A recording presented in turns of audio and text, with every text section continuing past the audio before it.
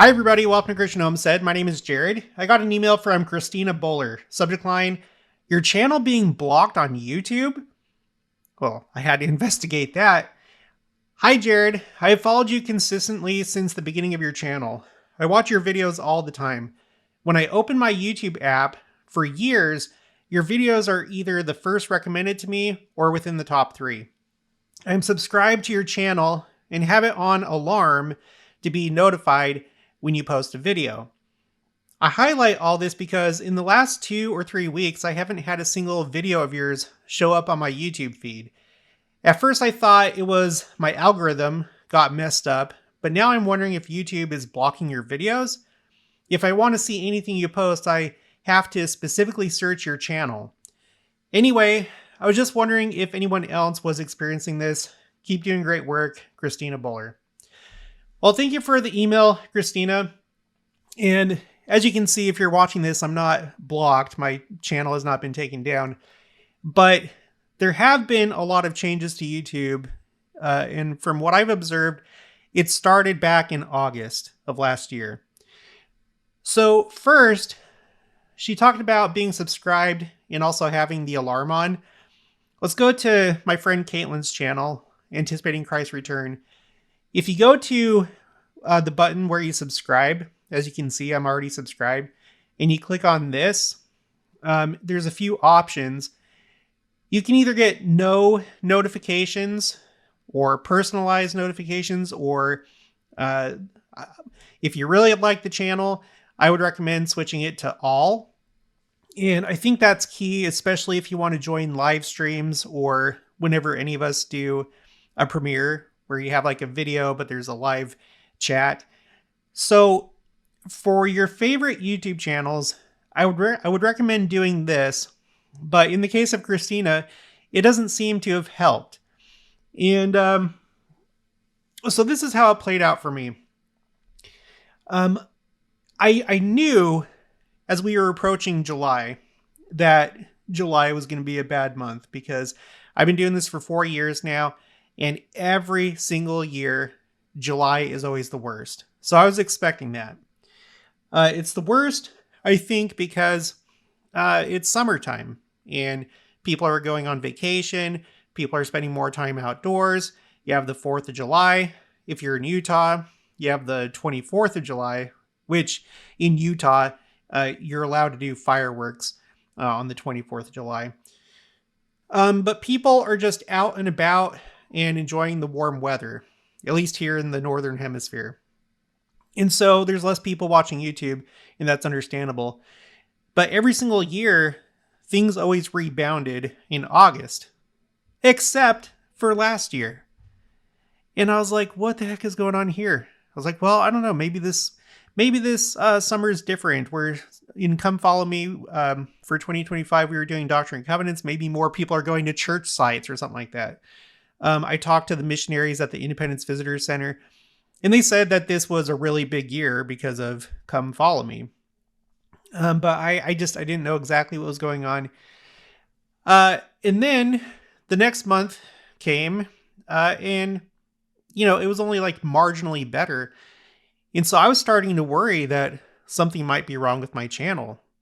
Maybe I've already said enough. Maybe people are getting tired of me. Maybe I'm becoming irrelevant. It didn't seem right because I have a spreadsheet where I track as many LDS content creators as possible, and I share it with them, as many people as I can. And I know what's normal. I feel like I have a pretty good grasp on what's normal. And so it wasn't really making sense. And then I started to see videos like this. This is Red Letter Media. This is a channel that I used to watch, but then I decided to clean up the type of entertainment that I consume. They have such good humor, such good clean humor a lot of the time, but unfortunately they also delve into just bad stuff and have bad language and stuff, so I don't watch them anymore. But I saw this video pop up called Obligatory YouTube is Broken video. And so I thought, okay, so this is not just me. It's not just Caitlin. It's not just this LDS niche. It seems like this is like a more widespread problem. In the video, they were speculating that it had something to do with restricted mode because from their point of view, they were thinking, oh, we swear too much. And so YouTube like automatically changed or put restricted mode on as like the default, I think is what they said. It's been a while since I watched this video, but I was like, I don't think that would apply to me, but it's interesting that, you know, something happened to them. And what was interesting is that there was a part in this video where they were like, it seemed like on August 1st, all of a sudden, you know, it's like a switch was flipped or, you know, a faucet was turned on or off. It was just all of a sudden. And then I saw this video. This is a channel I watch from time to time. This is Katie Morton. And the name of the video was My Life Feels Out of Control. And I had to see this because I didn't know if it was clickbait. She's not a clickbaity person. So I was like, this must be real. And so I watched it and you can see she's crying. And she is talking about the feeling of like what happens to you psychologically when you feel like you're not in control. And toward the beginning of the video, as she's going through these different things in her life, she says, I've even been feeling that way about creating on YouTube because the videos haven't been doing well and I don't know how to make it better. And so I feel very out of control. This is an account that has 1.5 million subscribers. And so she obviously has had success on YouTube. She's getting revenue from it. I don't know how much the revenue is compared to her actual job, or I don't know if she just does YouTube. But when suddenly, you know, you start to lose income and you don't know why it's happening, yeah, this might happen to you. Excuse me. And the thing about it is that with YouTube, you feel like you're in control because you don't have a boss. It's called YouTube. Anybody can get on here and start making videos. And so you start to think, well, maybe if I just make better videos, maybe if I work harder, maybe if I work on my thumbnails and titles, maybe if I do this, maybe if I do that. You have all these YouTube channels out there of these like YouTube gurus where their channels are just are just about making YouTube videos. I never really watch them because it's like I want like real advice from someone who has a regular YouTube channel rather than somebody that's getting successful at talking about how to be successful on YouTube. It just doesn't really make sense. But you have all these YouTube gurus out there that will tell you like, oh, the secret formulas that you need to follow if you want to have success. You need to do this within the first 2 minutes. You have to do that if you want your... It's just like all this, what I view is mostly nonsense, mostly just bells and whistles. Because from my experience, to do well on YouTube, you just have value in your videos. You just do actual work and bring something to the table that's valuable. You see with me, all I do most of the time is record my screen. I don't edit my videos a lot. I don't have time for that. The meat and the value of my videos is found in my research and making connections and stuff like that. It's not about editing. It's not about doing the little thing in my video like, oh, make sure to turn on the notification bell. I think those things can help, but it's very marginal. But the point is, if you're Katie here, you're probably thinking, you know, I'm messing up. Somehow things have gone awry. I need to course correct. And the fact of the matter is, you can't. Well, not necessarily. So in this case, you do a search for YouTube is broken and it'll come up with a bunch of different videos, and it's mostly from these YouTube gurus. But one thing that I thought was interesting was what Marcus Jones pointed out. he showed a screenshot of what the homepage looked like in 2024. And as you can see in this green highlighted area, you had, let's see, 1, 2, 3, 4, 5. So you had like a total of 10 long form videos that were being recommended right here. And then after that, you had a row of shorts. Well, as of today, this is what it looks like. There are a total of three long form videos. And then after that, you have a row of shorts, and then 3 more long form videos, and then shorts, and then 3 more, and then shorts. So what that means is that for us making long form content, there's less of a chance for us to be discovered. And, YouTube is wanting to compete with Instagram and TikTok for shorts. So they're giving more priority to this. Additionally, from what I've heard, and I can't really confirm this, but from what I've heard, they're trying to make it easier for new creators to get discovered. And so that may be why, for example, I've been here for about 4.5 years. And so they may be giving more priority to newer accounts. I know that they're wanting content to be fresh and have value.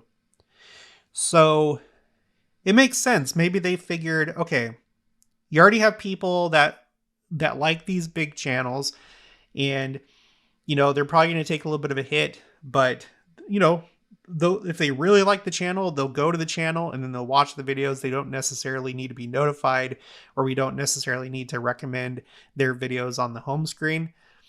And then that way we can give new creators a leg up, because we want to keep the platform fresh and not just have the same people dominating in their respective niche.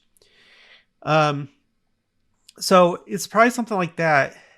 And then another thing that they're doing, not that it applies to me, but just for your information, is they're really cracking down on like fake engagement and AI slop. So like you have a bunch of these like faceless channels that only use AI for the voice, like it's an AI voice the whole time, as well as probably like AI scripting. There's a lot of those, and YouTube wants the platform to be authentic and not just a place where people game the system. So from what I've heard, they're getting rid of a lot of those accounts that rely heavily on AI. Also, you have shady practices out there where people will pay for the services of click farms and purchase bots. This is essentially fake engagement where people pay for fake likes and views and subscribers and stuff like that. And I feel like it's pretty easy to spot, because just like what the rest of us experienced recently, starting in August, how things suddenly took a nosedive, it's reverse with people that do this type of thing. So you have a channel that you see what their baseline is in the beginning, and then all of a sudden they take off in a way that doesn't really make sense. I think there's one of two things, well, maybe one of three things that could be happening. Number one, they are genuinely just that popular. They've struck a chord with their audience. Maybe they're doing something new, something you haven't seen before. There's something just very unique about their channel that's very attractive. So one, it could be real. Number two, they could be paying for promotions, because YouTube allows you to pay for promotions.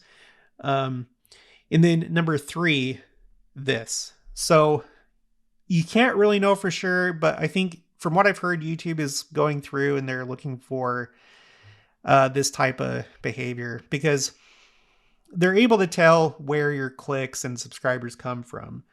They can tell by country. So if you have like a niche and you know what's normal for that niche, and then you have this one channel over here that, unlike the other channels, they're getting lots of clicks and follows from India and Bangladesh and places like that, then it probably stands out. So you have this going on. This is another thing, from what I understand, that YouTube is doing, is they're getting rid of AI slop, as well as fake engagement.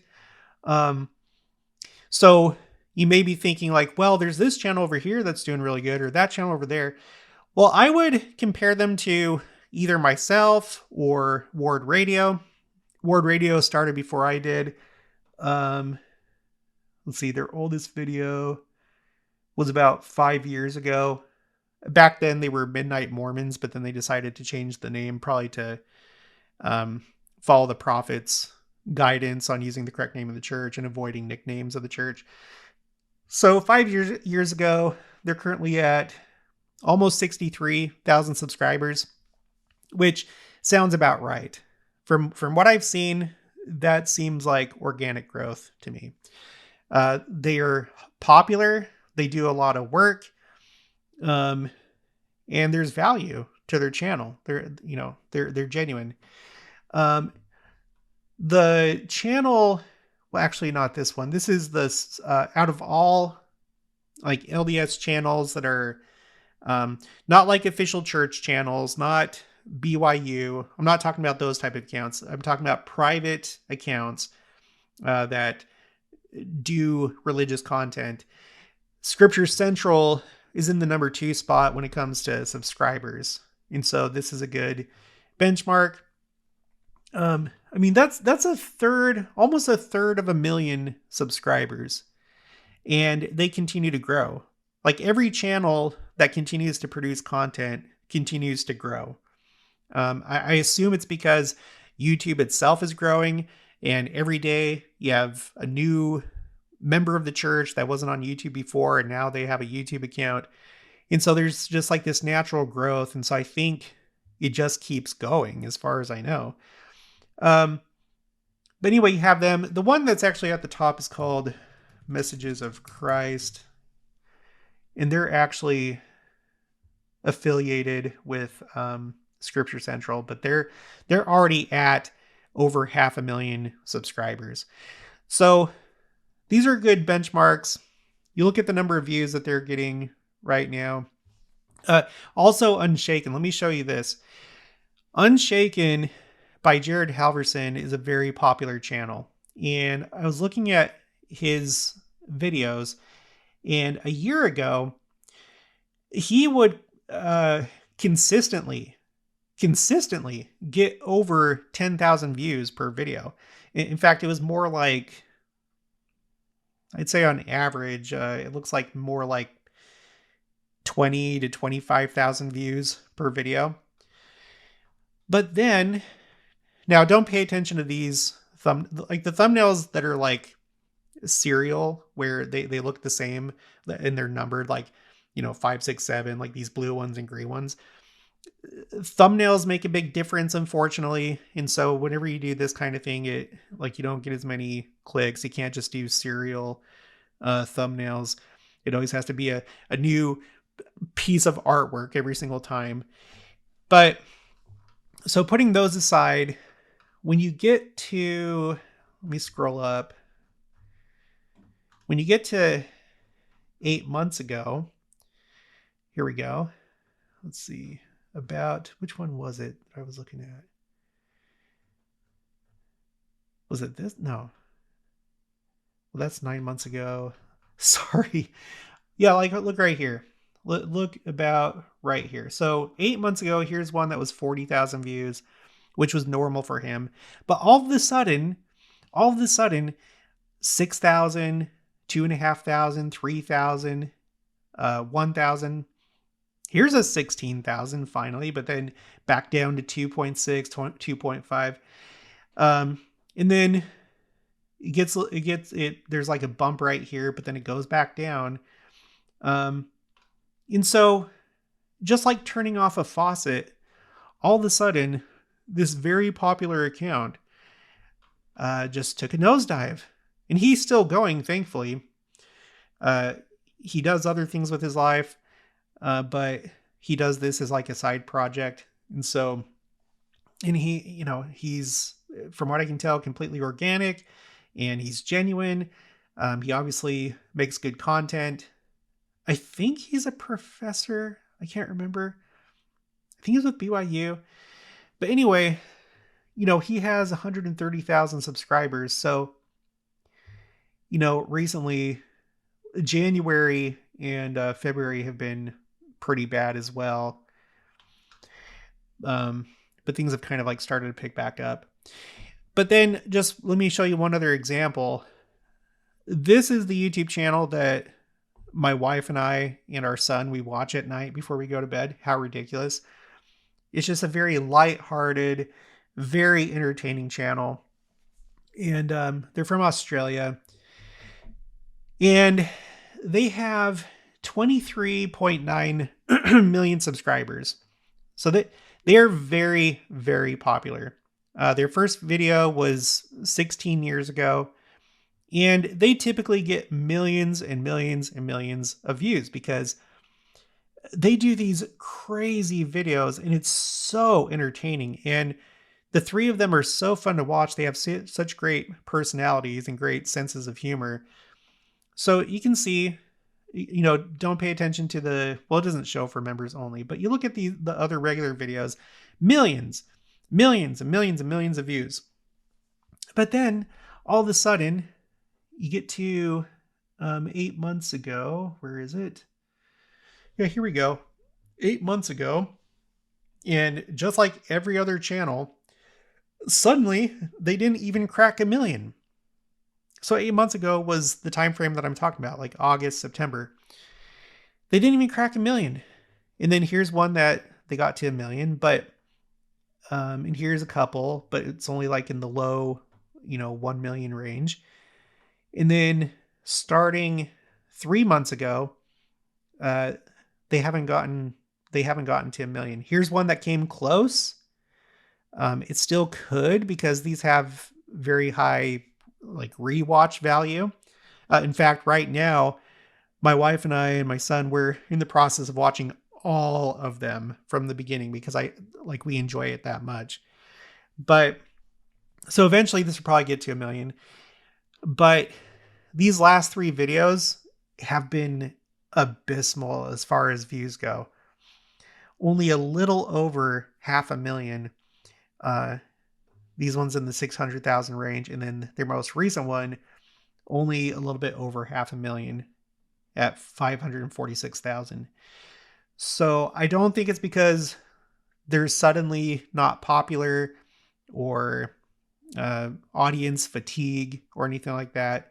They always keep it fresh. I feel really bad for them because as you can see, they spend a lot of money to put these videos together. They actually purchase like all these props. Like here you have all these like gigantic balloons. Over here, this is an actual gigantic axe machine that's actually very scary. This is an actual like large, homemade blender. So they're spending like thousands of dollars to make their videos. And so it must be very disappointing for them when they're used to getting like, 3 to 12 to, more million views. And then suddenly it drops down to like less than 500,000. I think they're panicking. And I feel like what they've done, at least in these last few videos, it seems like they've picked up the pace a little bit as far as how many videos they've made. But they've also just done it in their warehouse rather than going to these different locations. And the props that they've used have been on the cheaper side. It's not like these really big, expensive things. So I think they're feeling the pinch. Their top video, I'm probably not going to be able to find it, but their top video was like 161 million views. Here's one that's 26 million. 7.6 million, 12 million.